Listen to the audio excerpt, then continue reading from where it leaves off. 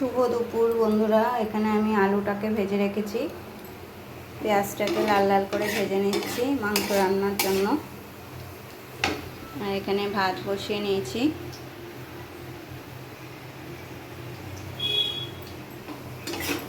পেঁয়াজটা ভাজার পরে আমি মশলাগুলো দিয়ে দেবো।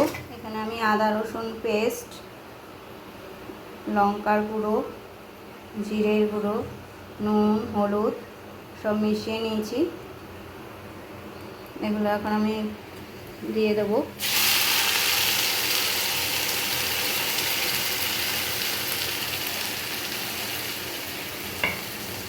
দিয়ে একটু কষিয়ে নেব।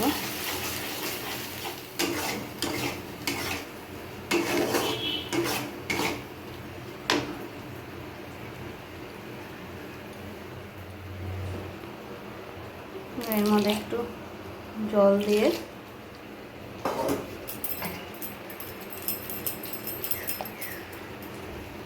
নেড়ে মশলাটা পুরো ভালো করে ঢেলে দেবো।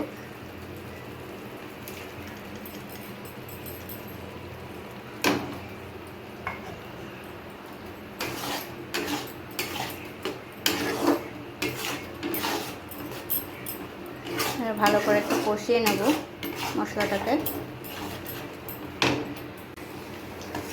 এখানে আমার মশলাটা কষানো হচ্ছে,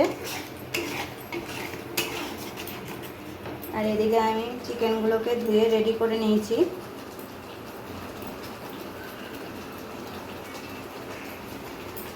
মশলাটা একটু কষানো হলে এর মধ্যে চিকেনগুলোকে ছেড়ে দেবো। এদিকে আমার ভাত অলরেডি ফুটতে শুরু করে দিয়েছে।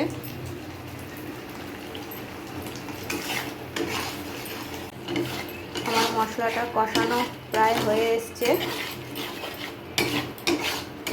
আমি এখন চিকেনগুলো দিয়ে দেবো।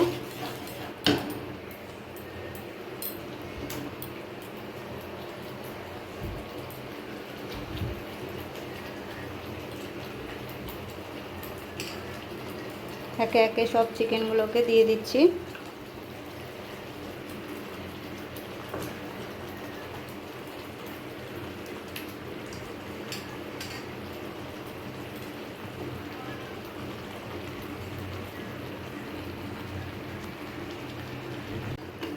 চিকেনগুলো দিয়ে একটু ভালো করে কষিয়ে নেব।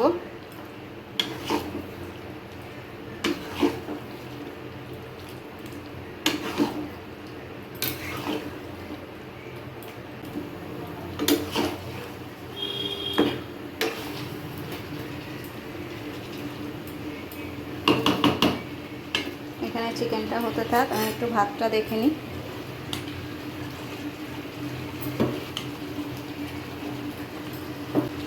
দেখো বন্ধুরা, আমার ভাতও প্রায় হয়ে এসছে। ভাতটা আমি গড় দিয়ে নেব।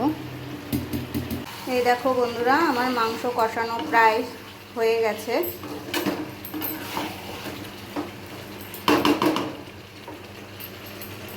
এখন এই ভেজে রাখা আলুগুলো সব দিয়ে দেবো।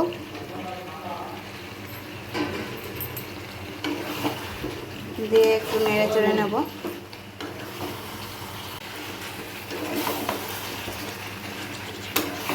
আলুগুলো দিয়ে একটু কষিয়ে নিচ্ছি ভালোভাবে।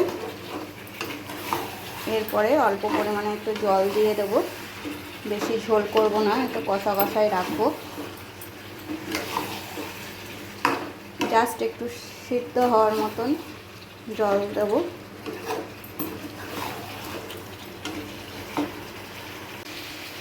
এই যে আমি এখানে গরম জল করতে বসিয়েছি। একটু গরম জল দিলেই মাংসতে ভালো টেস্ট হয়। একটু গরম জল করে নিচ্ছি। দেখো বন্ধুরা, আমার জল গরম হয়ে গেছে। এখন জলটা দিয়ে দিচ্ছি চিকেনের মধ্যে।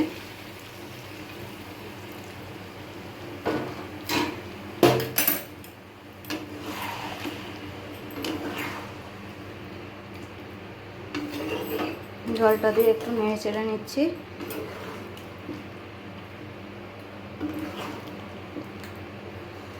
ভীষণ গরম জানো তো আজকে বন্ধুরা, রান্না করতে ভীষণ গরম লাগছে, কিন্তু কিছু নেই, খাওয়ার জন্য তো করতেই হবে। কোনো কিছু করার নেই, খেতে গেলে রান্না করতেই হবে।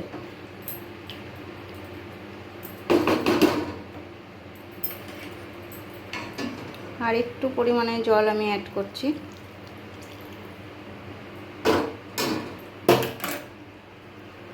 আর দেব না, কারণ বেশি একটা ঝোল আমি রাখবো না, একটু কষা কষাই বানাবো। যতটুকু সিদ্ধ হতে লাগবে পরিমাণে অতটুকুই দেব। মাংস রান্না কমপ্লিট আমার।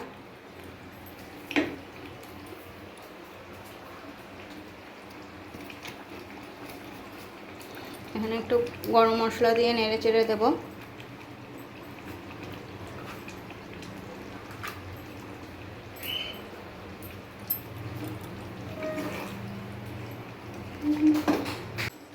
এই যে বন্ধুরা, আমি গরম মশলা দিয়ে নেড়ে চেড়ে নিচ্ছি। আমার মাংস রান্না হয়ে গেছে। এটুকু ঝোল তো লাগবেই, কারণ আর কিছু রান্না করিনি, মাংস আর ভাত রান্না করেছি। এই যে ভাত আমার হয়ে গেছে আর মাংস রান্নাও হয়ে গেছে।